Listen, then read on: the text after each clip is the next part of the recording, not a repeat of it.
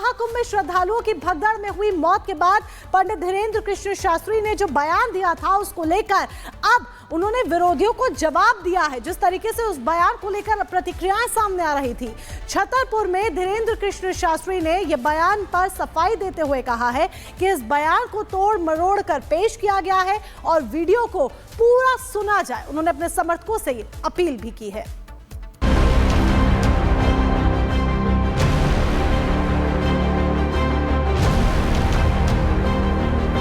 मोक्ष वाले कुंभ वाले बयान को निश्चित रूप से उल्टे रूप से उन्होंने सबने उसको दिया है।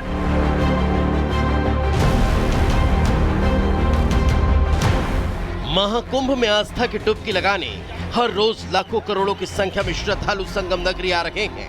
हर घंटे हजारों लोग प्रयागराज में स्नान कर रहे हैं। लेकिन इसी प्रयागराज में 29 जनवरी को कुछ ऐसा हुआ जिसकी किसी ने कल्पना भी नहीं की थी।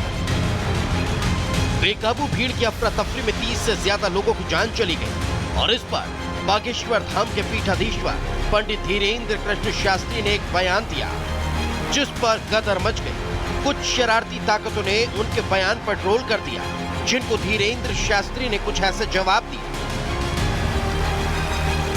मोक्ष वाले कुंभ वाले बयान को निश्चित रूप से उल्टे रूप से उन्होंने सबने उसको दिया है। हमने हमारे पूरे बयान को नहीं सुना है। हमें बहुत दुख है। उस वक्त भी हमने पूरी उस वीडियो में बोला, हृदय में बहुत पीड़ा है, हमको बहुत ज्यादा दुख है और बहुत ज्यादा आत्मीय कष्ट है। हमारा मंतव्य बिल्कुल भी ये नहीं था जो लोगों ने उसको समझा है।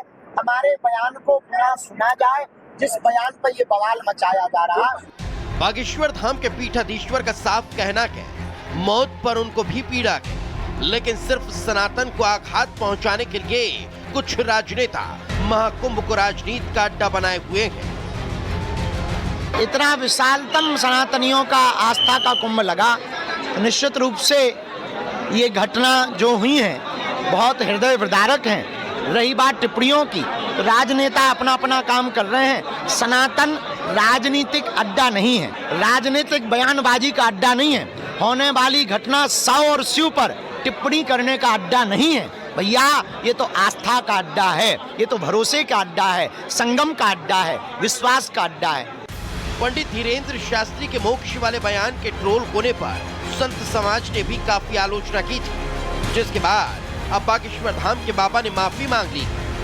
Bureau report, republic army.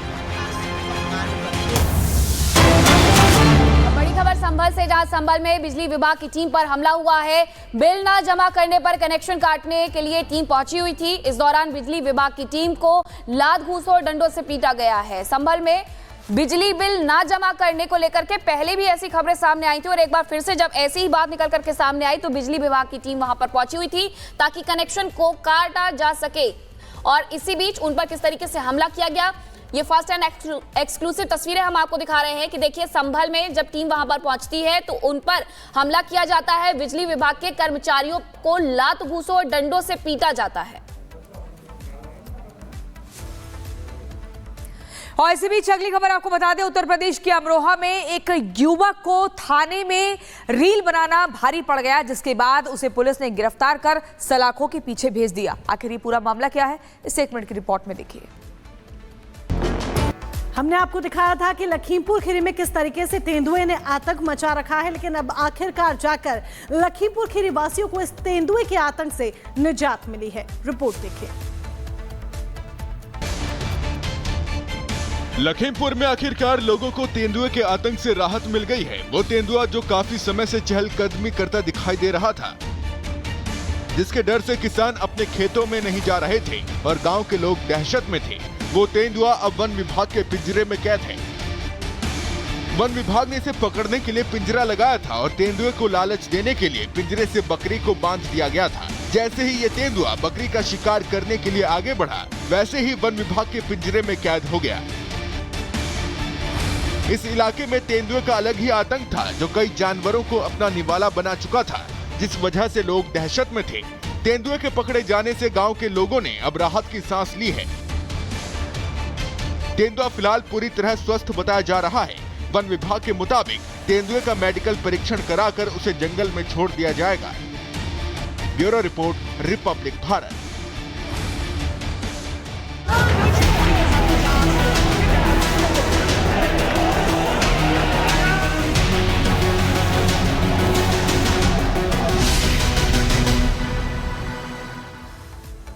और बांग्लादेश से जुड़ी हुई खबर आपको बताते हैं, जहां बांग्लादेश की विरासत पर यूनुस ने बुलडोजर चला दिया है। पहले बंगबंधु के घर पर उत्पाद मचाया जाता है और बंधुओं के द्वारा घर को जलाया जाता है, और उसके बाद आज सुबह से बांग्लादेश के ढाका में मुजीबुर रहमान के घर पर बुलडोजर चलाया जा रहा है। बांग्लादेश में हिंसक प्रदर्शनकारियों के एक बड़े समूह ने बीती रात बुलडोजर जुलूस भी निकाला था, और जो राष्ट्रपिता हैं शेख मुजीबुर रहमान, उनके आवास में आग भी लगा दी थी। अब उसी घर को बुलडोजर से यूनुस सरकार गिरवा रही है। देश भर में शेख मुजीबुर रहमान से जुड़ी हुई जो चीजें हैं उन्हें भी निशाना बनाया जा रहा है, लेकिन ये तस्वीरें उसी घर की है जो कि राष्ट्रपिता मुजीबुर रहमान का है। इसका पता धनमंडी 32 है, जिसमें आग लगाई गई थी बीती रात, और अब इसे बुलडोजर के द्वारा गिराया जा रहा है और उनसे जुड़ी हुई जो भी संपत्ति है या उनसे जुड़े हुए जो भी निशान है उसे पूरी तरीके से खत्म किया जा रहा है। जबकि 1971 में पाकिस्तान से बांग्लादेश को अलग करने में उन्होंने एक महत्वपूर्ण भूमिका निभाई थी और जाना जाता है उन्हें राष्ट्रपिता के नाम से। बावजूद इसके इस तरीके से कार्रवाई वहां पर देखने को मिल रही है। अब आपको कुछ और तस्वीरें भी दिखा देते हैं। देखिए, ये कल रात की तस्वीर है, पहली तस्वीर, जब उनके घर को फूंका गया, उपद्रवी उनके घर में घुस गए, घर में आग लगा दी गई, और आज सुबह उसी घर पर यूनुस सरकार की तरफ से बुलडोजर चलवा दिया गया है। पहली तस्वीर और दूसरी तस्वीर साफ तौर पर यह कहने के लिए काफी है कि वहां अभी भी स्थिति संभली नहीं है, सुधरी नहीं है।